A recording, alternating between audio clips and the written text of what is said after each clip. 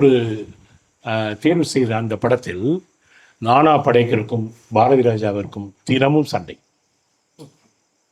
இதை எதற்கு எடுக்கிறாய், நான் என்ன எமோஷனல் முதல் காட்சியில் நடித்தேன், எதனுடைய கண்டினியூட்டி இது என்று பயங்கர டென்ஷன் ஆகி 2 பேரும் இப்படி துருவமாக அங்கே அவர் கேரவனில் உட்கார்ந்து கொள்வார், பாரதி ராஜா இந்த பக்கம் கேரவனில் போய் உட்கார்ந்து கொள்வார்.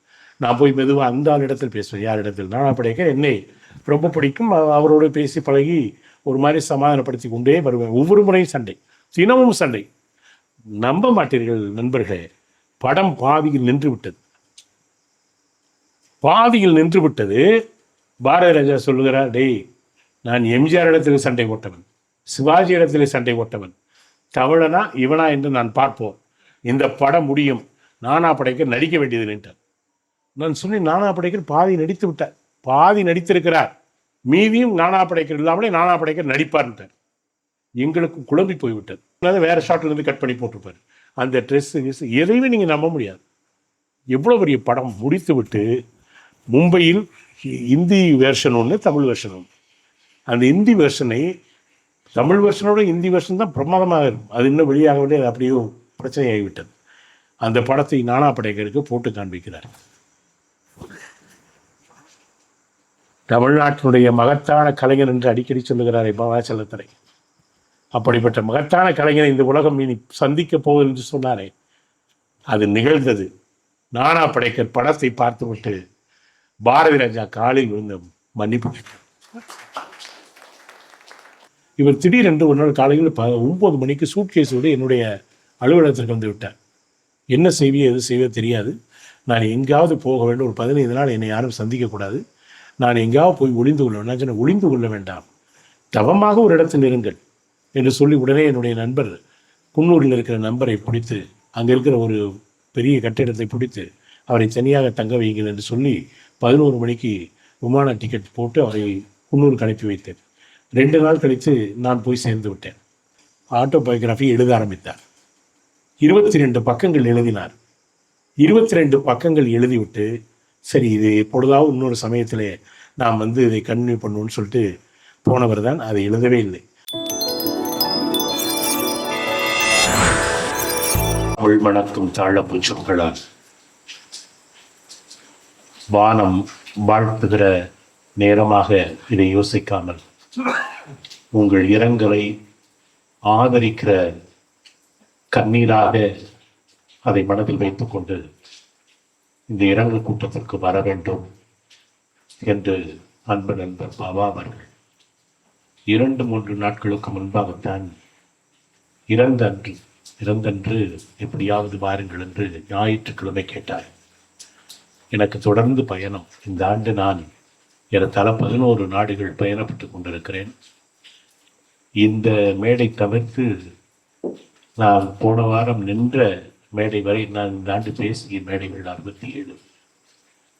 ஆனால் அது பெருமைக்காக அல்ல. நேற்று இறுதி சடங்கில் நான் உள்ளே போய் திரும்பி வருவதற்குள்ளாக தலை சுற்றி மயக்கமடைந்து உடனே என்னுடைய ஊருக்கு நான் காரில் பயணப்பட்டு விட்டேன். மதிய நேரம் கவியரசு அவர்கள் இல்லத்திலே உணவு. அவர் புதைக்கப்பட்ட இடத்திற்கும் கவியரசு இல்லத்திற்கும் நடைதூரம்தான். அந்த காற்றூர் என்று சொல்லக்கூடிய கொடைக்கானல் பிரிவில் அந்த இடம் இருக்கிறது. அங்குதான் புதைக்கப்பட்டிருக்கிறார். உண்மையை சொல்லப்போனால் இன்றைக்கு காலையில் தினத்தந்தி, குமுதம், புதிய தலைமுறை என்று ஒரு 3-4 தொலைக்காட்சிகளுக்கு நான் இன்டர்வியூ கொடுப்பதாக நான் வைத்துக் கொண்டிருந்தேன்.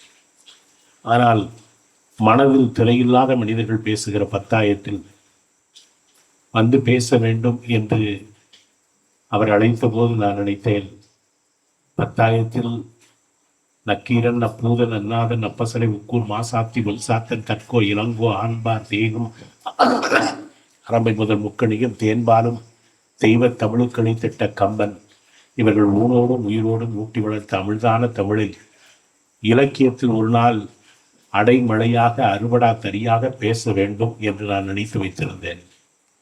காலச்சூழல், நான் ஏறத்தாழ 25 ஆண்டுகள் இயக்குனர் மையத்தோடு பயணப்பட்டவன். நம்ப மாட்டீர்கள், காலம் ஒரு மனிதரை எங்கெல்லாம் திசை திருப்பி கொண்டு போகும் என்பதற்கு ஒரு உதாரணத்தை நான் சொல்லி உங்களுக்கு ஆரம்பிக்கிறேன்.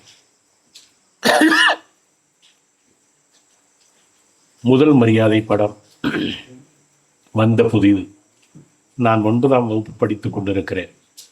முழுக்க முழுக்க காதல் வயப்பட்ட நேரம், மனதுக்குள் பட்டாம்பூச்சிகள் பறக்கிற நேரம். என் வண்ண கனவுகளுக்கு யாரோ ஒருத்தி வாசல் திறக்க மாட்டாளா என்று ஏக்க பெருமூச்சு என்ன சுழிப்புகளும் மனதிற்குள்ளே மழை விடுவது மாதிரி இருந்த நேரத்தில் ஒரு நாள் மதியம் கம்பம் தம்பி தியேட்டரில் என் இனிய தமிழ் மக்களே என்கிற அவருடைய முதல் படத்தை உள்வாங்குகிற வயதில் முதல் மரியாதையை பார்க்கிறேன். அது முதியவர்களுடைய காதல். இருந்தாலும் மனதிற்குள் நான் முதலாக அழுத படம் என்பது 3ஆம் துறை. அதற்கு பிறகு மனதில் ஒரு சஞ்சலம் இருந்த படம் முதல் மரியாதை. இந்த கரகரத்த குரலில் வைரமுத்து பாடல் எழுதியிருக்கிறார், இளையராஜா இசையமைத்திருக்கிறார் என்று அவர் வரிசையாக சொல்லி கொண்டு வருவார். என்னோடும் என் மண்ணோடும் இசைத்தோழர் இளையராஜாவை என்று அவர் பேசிக் கொண்டிருப்பார். இது என் மனதில் ஊறிவிட்டது. என்றாவது ஒரு நாள் இவருடைய திரைப்படத்தில் இவருடைய வார்த்தைகளில் இவருடைய குரலில் ஜோ மல்லூரி என்கிற ஒரு வார்த்தை வராதா என்று ஏக்கத்தோடு நான் சென்னைக்கு நகர்ந்தவன். 10ஆம் வகுப்பு தோல்வியும் காதல் தோல்வியும் ஒன்றாக நிகழ்ந்த நேரம் எனக்கு அது. இருந்தாலும் அந்த மனதில் ஒரு 10ஆம் வகுப்பு தோல்வி அடைந்தவனுக்கு என்ன கிடைக்கும் என்று யோசித்து பார்த்தபோது திரைப்படக் கல்லூரியிலே நடிப்புக்கு இடம் இருக்கிறது என்று சொன்னதால் சென்னைக்கு நகர்ந்து தமிழ்நாட்டில் வேற எந்த இளைஞனுக்கும் கிடைக்காத மகத்தான வாய்ப்புகளை நான் பெற்றவன். KG ஜெயசுதாசனத்தில் 2 ஆண்டுகள், 3 ஆண்டுகள் வளம்புரிஜானிடத்தில், 3 ஆண்டுகள் கங்கைமரனிடத்தில், 4 ஆண்டுகள் இளையராஜாவிடத்தில், 7 ஆண்டுகள் உதவியாளனாக பாரதி ராஜாவிடத்தில் என்று ஒரு நீண்ட பயணம் எனக்கு இருக்கிறது. யாருக்கும் கிடைத்திருக்காது. எனக்கு அது கிடைத்தது என்பது எனக்கு கிடைத்த ஒரு வாய்ப்பாக நான் மனதில் வைத்திருக்கிறேன். இப்படி கனவுகளோடு நான் பாரதி ராஜாவை இந்த முதல் மரியாதை திரைப்படம் என்னை பாதித்த போது எப்படியாவது இவரிடத்தில் போய் பார்க்க வேண்டும் என்று ஏறத்தாழ குறைந்தது ஒரு 10 ஆண்டு காலம் சென்னைக்கு சென்று அவருடைய அலுவலகத்திற்கு முன்னால் நின்று கொண்டு அவர் இப்படி இறங்குவார், இப்பொழுதுதான் போவார், இப்படி வருவார், இப்படி போய்விடுவார் என்றெல்லாம் ஒரு பயங்கரமான நேரம். முதல் மரியாதை என்கிற உச்சத்தை தொட்ட நேரத்தில் அவர் அலுவலகத்திற்கு முன்னால் 100 பேர் 200 பேர் நின்று கொண்டிருப்பார். இவர் யாரையும் பார்க்க மாட்டார், அப்படி இறங்கி ஓடிவிடுவார். இது ஒரு 10 ஆண்டுகள். சரி, காலம் நம்மை இணைக்கும் போது இணைக்கட்டும் என்று விட்டுவிட்டேன். ஒரு நாள் என்னுடைய 21வது வயதில் என்னுடைய முதல் புத்தகத்தை நான் எழுதுகிறேன். 20வது வயது. அந்த புத்தகத்தை நான் எழுதுவதற்கு அடிப்படை ஆதர்சமாக என் மனதுக்குள் வந்த எழுத்தாளர் வளபுரிஜான்.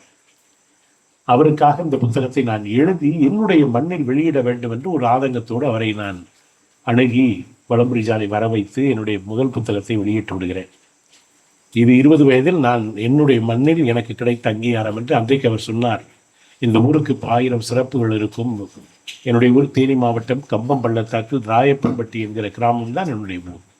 பவா அவர்கள் வந்திருக்கிறார்கள், அடிக்கடி வந்திருக்கிறார், என்னுடைய வீட்டில் தங்கியிருக்கிறார், நாங்கள் பேசியிருக்கிறோம்.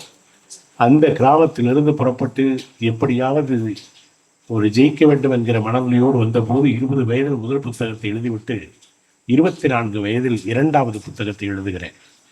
இந்த புத்தகம் எழுதி ஒரு 4 மாதங்களுக்கு பிறகு பாரதி ராஜாவை பிரான்ஸ் நாட்டிலிருந்து புலம்பெயர்ந்த தமிழர்கள் அவரை பார்ப்பதற்காக போயிருந்த பொழுது என்னுடைய புத்தகத்தை ஏதோ ஒரு கடையில் வாங்கி அவரிடத்தில் கொடுத்து விட்டார்.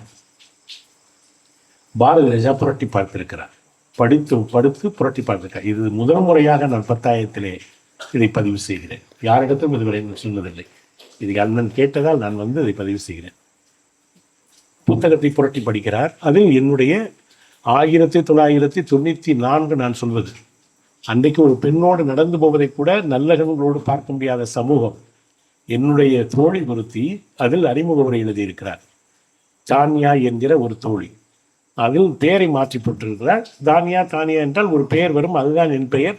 சமூகம் எல்லா போலித்தனத்தையும் கலைந்து விட்ட பிறகு என்னுடைய பெயரை நானே வெளியிடுவேன் என்று அவள் எழுதியிருக்கிறார். பெண்குறிப்பெண். இந்த மல்லூரி, மழை நாளில் கூட கொடைபிடிக்காதவன், என் மார்புகளில் தூங்கி போனவன் எழுதியிருக்கிறான். இதை படித்து விட்டு அவரால் தூங்க முடியவில்லை. மறுநாள் காலையில் அந்த புலம்பெயர்ந்த தமிழர்கள் ஏதோ ஒரு நட்சத்திர விடுதியிலே தங்கியிருக்கிறார்கள். அவர்களை யாழ் அனுப்பி, யார் என்ன என்று தெரியாது, இந்த பையனை நான் உடனே பார்க்க வேண்டும், எப்படியாவது எனக்கு இந்த பையனை பார்ப்பதற்கு ஏற்பாடு செய்யுங்கள் என்கிறார். திரும்ப அவர் தேனிக்கு தொடர்பு கொண்டு, அவருடைய வீடும் என்னுடைய வீடும் 30 கிலோமீட்டர். அவர் தொடர்பு கொண்டு, இவர்கள் பார்க்காவிட்டால் நம்முடைய ஊரில் இருந்து யாரையாவது ராயப்பன்பட்டிக்கு அனுப்பித்து அந்த பையனுடைய முகவரியை விலாசத்தை வாங்க வேண்டும் என்று 2 நாட்களாக போராடி இருக்கிறார். எனக்கு இது தெரியாது. 3வது நாள் இந்த மக்களை சந்தித்து அவர்கள் வந்தார்கள் என்னுடைய இடத்தில். வந்து இந்த மாதிரி பாரதி ராஜா உன்னை பார்க்க விரும்புகிறார் என்று சொன்னபோது நான் எப்படி யோசித்திருப்பேன் என்று யோசித்து பாருங்கள். 10 ஆண்டுகள் அந்த வாசலில் போய் நான் நின்றவன். முதல் மரியாதையில் இருந்து கடல் பூக்கள் வரை அந்த அலுவலகத்திற்கு முன்னால் நின்றவன் உன்னை அழைக்கிறார் என்று சொன்னார். அப்பொழுது நம் ஒல்லியான தேகமாக, உடைந்து விழுகிற தேகமாக, ரொம்ப கிராமத்து இளைஞனாக ஒரு தாடியை வைத்துக்கொண்டு ஒரு சோழ்நாப்பையை போட்டுக்கொண்டு அப்படி சுற்றி திரிகிற ஒரு காலம். அவர் அழைத்தார் என்று சொன்னபோது எனக்கு கையும் ஓடவில்லை, காலும் ஓடவில்லை. இதுதான் எனக்கும் பாரதி ராஜாவுக்கும் அறிமுகப்படுத்துகிற ஒரு தருணம். காலையில் அவர் உள்ளே அலுவலகத்தில் உட்கார்ந்திருக்கிறார். எனக்கு இந்த வாசலில் தானே 10 ஆண்டு காலம் காத்திருந்தோம். இப்பொழுது பாதி இளமை காலியாகிவிட்டது. இப்பொழுது போய் அவரை என்ன செய்வது என்று போய் பார்க்கிறேன். பார்த்தபோது நீ ராயப்பன்பட்டியா, எனக்கு இந்த அதிர்ச்சியிலிருந்து என்னால் மீள முடியவில்லை, எப்படி இப்படி எழுதியிருக்கிறாய் என்று என்னுடைய புத்தகத்தை சிலாகித்து அந்த இரவெல்லாம் படித்துவிட்டு தூங்காமல் 2 நாட்களாக உன்னை தேடினேன். இப்பொழுது என்னிடத்தில் சிக்கி இருக்கிறாய், இனிமேல் என்னை விட்டு நீ போகக்கூடாது என்று சொல்லிவிட்டார். அன்றைக்கு உள்ளே நுழைந்தவன் தான் மரணக்கட்டிலில் இருக்கிற வரை அவரை விட்டு நான் விலகவில்லை. ஆனால் இந்த கடைசி 2 வருடங்களில் அவரை பார்ப்பதற்கு மனமில்லாமல், நான் பார்க்கவே போகாமல் 1 ஆண்டுக்கு முன்பு கடைசியாக மருத்துவமனையில் பாரதி ராஜா மருத்துவமனை தயாரித்துக் கொள்ளுங்கள், நீங்கள் இயற்கையின் காதலர், கலையின் காதலர், மரணமும் உங்களுக்கு ஒரு நாள் காதலாக மாறும், அதற்கு உங்கள் மனநிலையை தயார்படுத்தி கொண்டு என்று சொன்னபோது என் கையை இப்படி பிடித்தவர் இப்படி பிடித்து விட்டு இழுத்தார். அவருக்கு அது புரியவில்லை, அதாவது இழுத்தார். அப்படி அதாவது எனக்காக நீ பேசுகிறாய் என்ற ஒரு அந்த பொருளில் நான் எடுத்துக்கொண்டு பார்த்துவிட்டு வந்தவன் தான். ஒரு விஷயத்திற்காக போயிருந்தார்கள். ஆனால் போவதற்கு 2 நாளுக்கு முன்பாகவே அவர் முழுக்க சுகமில்லாமல் இருந்தார்.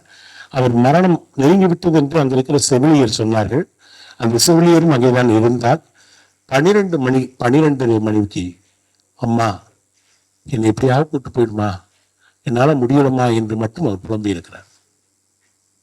2 வார்த்தைகள் தான். அம்மா என்னை எப்படியாவது கூட்டு போயிடுமா, என்னால் தாங்க முடியலம்மா, அம்மா எப்படியாவது என்னை கூட்டு போயிடுமான்னு சொல்லிட்டு தான் கடைசி வார்த்தையை முடித்து விட்டு கைகள் உதறி இருக்கிறது, அப்படியே நின்று விட்டது. இதுதான் நிகழ்ந்தது. அதற்கு பிறகு ரஜினி அவர்களுடைய சம்பந்தி வணங்காமுடி அவர்கள் அந்த குடும்பத்தோடு நெருக்கமானவர்கள். அவருடைய ஓட்டுநருக்கு தொலைபேசி, அவர் ஓடி வந்து பார்த்து அதற்கு பிறகு மருத்துவர்கள் வந்து இப்படித்தான் அந்த மரணம் நிகழ்ந்தது. ஆனால் எனக்கு என்ன வருத்தம் என்றால், தமிழ் சமூகத்தில் பாபா போன்றவர்களுடைய மனநிலை, கருணா போன்றவருடைய மனநிலையை புரிந்து கொள்வார்கள். ஒரு படைப்பாளியினுடைய உயரம் தெரிந்த அளவிற்கு அவருடைய துயரம் இந்த உலகத்தில் தெரியப்படவில்லை. தெரியாமல் இருப்பது நல்லதுதான். என்னை கேட்டால் நான் 10 ஆண்டுகள் 15 ஆண்டுகள் நான் பயணப்பட்டிருக்கிறேன். ஆனால் நான் உங்கள் வழியாக இந்த சமூகத்திற்கு சொல்வது என்னவென்றால், எந்த கலைஞனோடும் நீங்கள் குறைந்தது 3 ஆண்டுகளுக்கு மேல் இருக்கக்கூடாது. அந்த நிறம், அந்த குணம் நம்மோடு இணைந்து விடும், அது நம்மை பாதித்துவிடும் என்பதற்காகவே நான் இளையராஜாவிடத்தில் இருந்தபோதும் பாரதி ராஜாவிடத்தில் இருந்தபோதும் நான் என்னை தனித்துவப்படுத்தி கொண்டேன், என்னை தனிமைப்படுத்தி கொண்டே இருந்தேன் கடைசி வரை. நானும் பாரதி ராஜாவும் அரண்மனையிலிருந்து தங்கியிருந்தோம். ஒரு இரவு பக்கத்து அறையிலே முத்துக்குமார் தங்கியிருக்கிறார். இரவு முழுக்க எனக்கும் அவருக்கும் சண்டை, பாரதி ராஜாவுக்கும் எனக்கும் சண்டை. என்ன சட்டம் என்று முத்துக்குமார் ஓடி வந்து கதவை தட்டுங்க. நாங்கள் 2 பேரும், நான் கொஞ்சம் முகத்தை மாற்றிக்கொண்டு, இல்லை ஒன்றும் இல்லை, நாங்கள் சும்மா விளையாண்டுக்கிட்டு இருக்கோம்னு சொல்லிட்டு அனுப்பிச்சி விட்டேன். நான் பயணப்பட்டது அவரோடு. டர்க்கியில் எத்தனை பயணங்கள், எவ்வளவு பயணங்கள், எவ்வளவு ஊர். என்னுடைய வீட்டுக்கு வந்து விடுவார். என்னுடைய வீட்டில் நான் வந்து பாபாவிற்கு தெரியும், அவர் வருவார். எங்கள் வீட்டில் தான் அதிகமாக ஏறத்தாழ அவரோடு இருந்த, நான் சொல்வது அவருடைய 40 ஆண்டு கால 50 ஆண்டு கால சினிமா வரலாற்றில் அவரோடு இந்த உதவி இயக்குநர்களிலேயே நான் மட்டும்தான் தொழில் ரீதியாக அவருக்கு நான் பணிபுரிந்தனோ இல்லையோ, மன ரீதியாக அவர் எங்கு சென்றாலும் மல்லூரி பக்கத்தில் இருக்க வேண்டும் என்பதுதான் அவருடைய வேண்டுகோளாக இருக்கும். அவர் எங்கு தங்கினாலும் பக்கத்தறையை என்னுடைய அறையை போட்டு விடுவார்கள். காரணம் அவ்வளவு நாங்கள் நிறைய பயணம் பண்ணியிருக்கோம், பயணம் போய்கிட்டே இருப்போம், நிறைய பயணம். நம்ப மாட்டீர்கள், பொம்மலாட்டம் என்கிற ஒரு திரைப்படம் தான் நான் முதலாக அப்பொழுது நான் ஒரு பெரிய மன அழுத்தத்தில் இருந்தேன். அந்த பொம்மலாட்டம் திரைப்படத்தில் அப்படி ஒரு கதையை தயாரித்து வைத்திருந்தார். ஒரு நாள் இரவு என்னை அழைத்தார், தனியாக வா என்றார். போய் தனியாக உட்கார்ந்து அவருடைய படுக்கை அறை வரை போகிற உரிமை எனக்கு உண்டு. அந்த அளவிற்கு நெருக்கமாக இருந்திருக்கிறேன். அந்த பொம்மலாட்டம் கதையை உருவாக்கிவிட்டு என்னிடத்தில் அந்த கதையை சொல்லுகிறார். நான் சொன்னேன், இது சர்வதேச கதைக்களமாக இருக்கிறது, நம் கதைக்கு இது ஒத்துவருமா என்று தெரியாது, ஆனால் எடுப்போம். நம்ப மாட்டீர்கள் நண்பர்களே, இது மிகப்பெரிய பதிவு. அந்த படம் வெளியாவதற்கு முன்பாகவே ஜெர்மன் திரைப்பட கல்லூரியில் இந்த படத்தை பாடத்திட்டமாக வைத்தார். பொம்மலாட்டம் திரைப்படம், அந்த படத்தை இப்பொழுது நீங்கள் பாருங்கள். அவ்வளவு மிகச்சிறந்த படத்தொகுப்பும் அவ்வளவு மிகச்சிறந்த கதையினுடைய போக்கும் அவ்வளவு அழகாக செய்திருப்பார், அவ்வளவு நேர்த்தியாக செய்திருப்பார். என்ன பிரச்சனை என்றால், பாரதி ராஜாவிடத்தில் அவர் இன்றைக்கு இரவு எங்களோடு விவாதிக்கிற எதையும் மறுநாள் காலையில் எடுக்க மாட்டார். அதுதான் அந்த கலைஞனுடைய உன்னதம். இன்னொன்று, அது பெரிய பலவீனமாகவும் எங்களுக்கு தெரியும். காரணம், நாங்கள் எதையுமே கற்றுக்கொள்ள முடியாது. அவரை போல் ஒரு இயக்குனரை இந்த உலகம் நீ தராது. அவர் இருக்கிற போதே தரவில்லை. அவரிடத்திலிருந்து வந்தவர்கள் எல்லோருமே வேற வேற கதைக்களத்திலே பணிபுரிந்தார்கள். ஆனால் பாரதி ராஜா இரவு ஒன்றை சிந்திப்பார், பகலில் ஒன்று சிந்திப்பார், ஓடிக்கொண்டே இருப்பார். அவருக்கு மட்டும்தான் தெரியும். அவர் சொல்வார், ஒரு நல்ல இயக்குனராக நீ வர வேண்டும் என்றால் என்னோட பக்கத்தில் உட்கார்ந்து படத்தொகுப்பில் உட்காரு என்பார். அவர் எந்த கட்டை எடுத்து எந்த காட்சி எடுத்து எந்த காட்சிக்கு சேர்ப்பார் யாருமே கண்டுபிடிக்க முடியாது. நீங்கள் இதை பூரா முழுக்க பொம்மலாட்ட படத்தில் பார்க்கலாம். இன்னொரு தகவல், நீங்கள் எப்படி நம்புவீர்கள் என்று எனக்கு தெரியாது. நானா படேக்கர் வட இந்தியாவினுடைய மிகப்பெரிய கர்வம் உள்ளவன், மிகப்பெரிய கலைஞன். அமிதாப் பச்சன் இருக்கிற பொழுது புகைப்பிடிக்கிற நேருக்கு நேராக புகைப்பிடிக்கிற மிக பிரம்மாண்டமான ஒரு கலைஞர். அந்த கலைஞனுடைய பிரச்சனை என்னென்றால், நாளைக்கு என்ன காட்சி எடுக்க போகிறோமோ அந்த காட்சியினுடைய முழு வடிவத்தை காட்சி வடிவத்தை எழுத்தாக கேட்பார். அந்த எழுத்தை படிக்காமல் அவர் காட்சி படப்பிடிப்புக்கு வரமாட்டார். கோவாவில் படப்பிடிப்பு, மைசூருக்கு பக்கத்தில் படப்பிடிப்பு, சென்னையில் படப்பிடிப்பு, 3 இடத்தில் இந்த படம், மும்பையில் படப்பிடிப்பு. காஜல் அகர்வால் அந்த பெண்ணை படம் எடுத்து கொண்டிருக்கிறார்கள், கதாநாயகியை தேர்வு செய்ய முடியவில்லை. எங்களுக்கு 3 புகைப்படங்கள் வருகிறது. ஒன்று காஜல் அகர்வால், இன்னொன்று காஷ்மீரத்து பெண் ஒருத்தி, இன்னொன்று மும்பை விளம்பர மாடல் அழகி. 3 போட்டோக்கள் வருகிறது. நானும் இயக்குனரும் தேர்வு செய்து கொண்டு இருக்கிறோம். தேர்வு செய்து கொண்டு இருக்கிறவங்களும் சித்ரா லட்சுமணன் வந்தார். நானும் சித்ரா லட்சுமணன் சொன்னோம், இந்த பெண்ணை நீங்கள் தேர்வு செய்யுங்கள், ரொம்ப பிரமாதமாக இருக்கிறார் என்று ஒரு தேவதை போல ஒரு உடையை கொடுத்து அந்த உடையை அங்கே போட சொல்லி அந்த உடையை போட்டுவிட்டு உள்ளே அவங்க அப்பா அழைத்து வருகிறார். ஒரு அவ்வளோ அழகாக இருந்தார் அந்த பருவத்தில். அந்த படம் பார்த்தால் அவ்வளோ அழகாக இருப்பார்.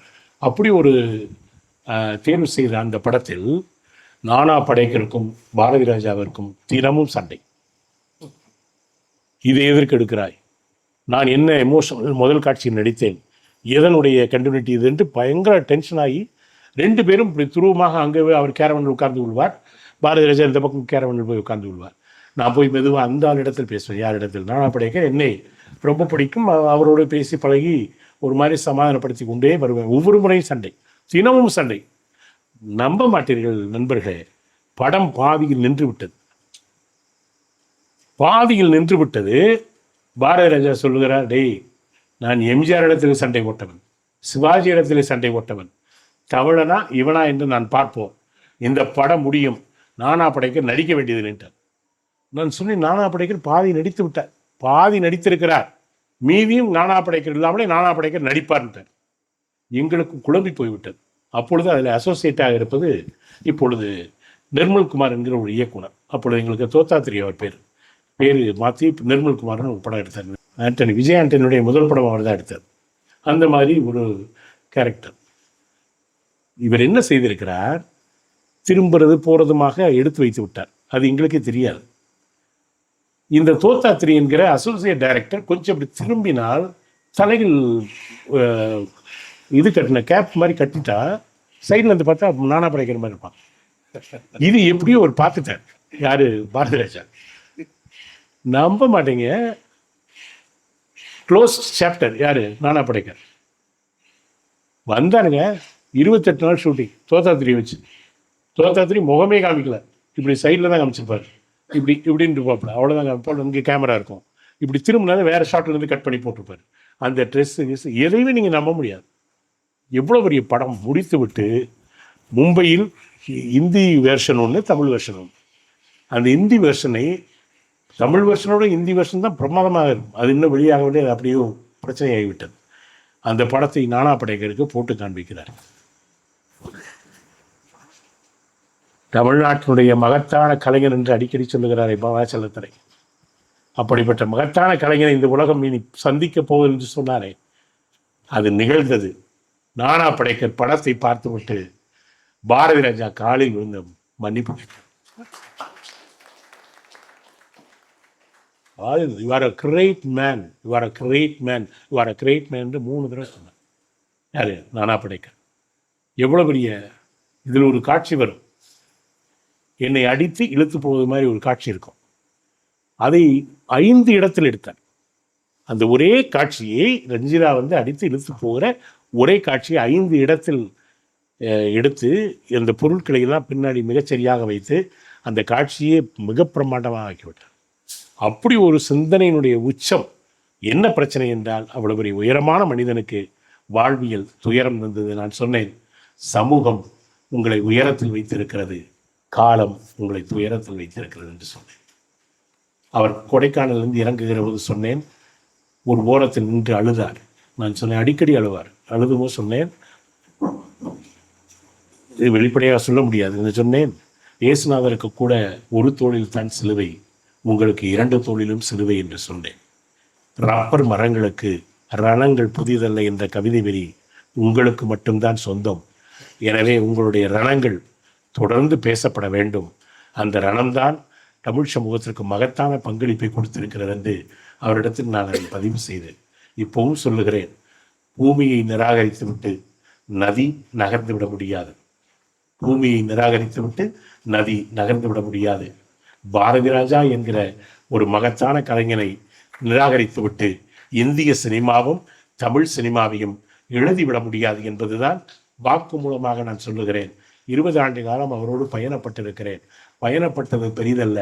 எல்லா இடங்களிலும் அவர் மீறி வந்தார் என்று ஒரு வார்த்தையை சொன்னார். இந்த மீறி வந்தார் என்பதற்கு நிறைய பொருள் இருக்கிறது. அது குடும்பமா, குழப்பமா, கஷ்டமா என்றெல்லாம் இருக்கிறது இல்லையா? அதை மீறி அவர் தன்னை நிலைநிறுத்தி கொண்டதற்கு இல்லையா, அது அசாத்தியமான பயணி. அந்த பயணியினுடைய ஒரு சில வாழ்வியல் சிந்தனைகள் தான் நானா படேகர் இயக்குனராக நடித்த கதாபாத்திரம். அவ்வளவு சோதனைகளுக்கு மத்தியிலும் அவர் கலையின் மீது வைத்திருந்த தாகம். அதை போல இவருடைய இடம், மகத்தான இடம். இந்த இடத்திற்கு மிகப்பெரிய இணை, அதாவது என்ன சொல்ல, ஜோடி குதிரையாக இருந்தது இளையராஜா. இந்த 2 பேரும் இவர் எடுக்கிற போல சொல்லுவார், இளையராஜா இருக்கிற பார்த்துக்கொள்வார். இளையராஜா என்ன சொல்வார், எதை வேண்டுமா கொண்டு வரட்டும், நாம் பார்த்துக்கொள்வோம். இப்படித்தான் அவர்களுக்குள் ஒரு ஆரோக்கியமான போட்டி இருந்தது. காலம் நிறைய பேரை பிரித்து வைத்து விட்டது. நிறைய காவியங்கள் வர முடியாமல் போனது. சிலருடைய தனிப்பட்ட மன அழுத்தமும் சில வினைகளும் அவர்களை பிரித்து வைத்து விட்டது. இருந்தாலும் அவர் தொடர்ந்து பயணப்பட்டு கொண்டே இருந்தார். இறுதியாக அவர் என்னுடைய வீட்டுக்கு வந்தபோது என்னுடைய அம்மா இறந்த செய்தியை கேட்பதற்காக வந்தார். வந்துவிட்டு அவர் திரும்பவும் உடல்நிலை சரியில்லாத போது அண்ணன் சொன்னதை போல ஒரு மனதில் எல்லாமே கடைசி வரை ஸ்டார்ட் கட் சொல்ல வேண்டும், அதை செய்ய வேண்டும், இதை செய்ய வேண்டும், ஒரு படம் எடுக்க வேண்டும் என்று எங்கள் ஊரில் இருக்கிற தேவாலயத்தில் ஒரு படம், அந்த படத்தை எடுக்க வேண்டும் என்று அங்கே உட்கார்ந்து 1 வாரமாக போராடி கொண்டிருந்தார். அவரால் எந்திரிக்க முடியாது. அந்த சூழலில் கூட நான் ஸ்டார்ட் கட் சொல்ல வேண்டும் என்று தான் எங்களோடு பயணித்தார். ஆனால் அவருடைய, நான் இன்னொரு முக்கியமான செய்தியை சொல்லிவிட்டு நான் விடைபெறுகிறேன். நான் ஒரு நாள் அவருக்கு வீட்டில் ஒரு சின்ன குழப்பமான பிரச்சனை. அவர் என்னிடத்திலும் சொல்லவில்லை. என்னுடைய அலுவலகம் சென்ட் தாமஸ் மவுண்டில் இருக்கிறது. இவர் திடீரென்று ஒரு நாள் காலையில் 9 மணிக்கு சூட்கேஸோடு என்னுடைய அலுவலகத்திற்கு வந்து விட்டார். என்ன செய்வியோ எது செய்வோ தெரியாது, நான் எங்கேயாவது போக வேண்டும், ஒரு 15 நாள் என்னை யாரும் சந்திக்கக்கூடாது, நான் எங்கேயாவது போய் ஒளிந்து கொள்ள வேண்டும். நான் சொன்னேன், ஒளிந்து கொள்ள வேண்டாம், தவமாக ஒரு இடத்தில் இருங்கள் என்று சொல்லி உடனே என்னுடைய நண்பர், குன்னூரில் இருக்கிற நண்பரை பிடித்து, அங்கே இருக்கிற ஒரு பெரிய கட்டிடத்தை பிடித்து அவரை தனியாக தங்க வையுங்கள் என்று சொல்லி 11 மணிக்கு விமான டிக்கெட் போட்டு அவரை குன்னூருக்கு அனுப்பி வைத்தேன். 2 நாள் கழித்து நான் போய் சேர்ந்து விட்டேன். 15 நாட்கள் இருந்தோம். 15 நாட்கள். கருணா சொன்னதை போல் அவருடைய ஆட்டோபயோகிராஃபி அவர் எழுதியிருக்க வேண்டும். அதை எல்லோரும் பதிவு செய்தார்கள். அவர் அந்த 15 நாட்களில் தாள்களை வாங்கி காகிதத்தை வாங்கிட்டு வர சொல்லி ஆட்டோபயோகிராஃபி எழுத ஆரம்பித்தார். 22 பக்கங்கள் எழுதினார். 22 பக்கங்கள் எழுதிவிட்டு, சரி இது எப்பொழுதாவது இன்னொரு சமயத்திலே நாம் இதை கன்டினியூ பண்ணுவோன்னு சொல்லிட்டு போனவர் தான். அதை எழுதவே இல்லை. அந்த 15 நாட்கள் ஒவ்வொரு மாலையிலும் அவருக்கு நடைபயிற்சி என்பது உயிர். அது காலை 5:30 ஆகட்டும், மழையாகட்டும், வெயிலாகட்டும், அதை பற்றி கவலை இல்லை. காலை அல்லது மாலை நடைபயிற்சி என்பது முக்கியம். அந்த குன்னூர் பகுதியில் சின்ன சின்ன கிராமங்களில் இருக்கிற வீடுகளில் புகுந்து ஒவ்வொரு நாள் மாலை கையில் நான் கொண்டு போயிருந்தது 1.5 லட்சம். நான் சொல்வது 2004. 1.5 லட்சம் கொண்டு போயிருந்தேன். அந்த 1.5 லட்சத்தையும் டெய்லி ஒரு 15,000 20,000 எடுத்துக்கொண்டு போய் ஒவ்வொரு கிராமத்திலும் அந்த ஊர்களில் படிக்கிற பிள்ளைங்களுக்கு பணத்தை கொடுத்து விட்டு 15 நாட்கள் 1.5 லட்சத்தையும் காலி பண்ணி விட்டு தான் அவர் அங்கிருந்து திரும்பினார். இது யாருக்குமே தெரியாது. நான் தான் அவரோடு இருந்தேன் 15 நாட்கள். அப்படி ஒரு தன்மை இருந்தவர் தன்னுடைய வீட்டில் வேலை செய்கிறவன் கூட இரவு நேரத்தில் தூங்கிவிட வேண்டும், அவனுக்கு போதுமான நேரம் தர வேண்டும் என்று ரொம்ப கரிசனையோடு இருக்கிறவர். அவரிடத்தில் மிக வாழ்வின் மீது, லௌகீக வாழ்வின் மீது அவர் மிகப்பெரிய ஆசை கொண்டிருந்தார். ஆனால் அதெல்லாம் அவர் நிறைவேற்றி கொண்டார். அவருக்கு உலக நாடுகள் முழுக்க இருக்கிற தமிழர்கள் அவருக்கு என்ன வேண்டுமோ அதை செய்தார்கள்.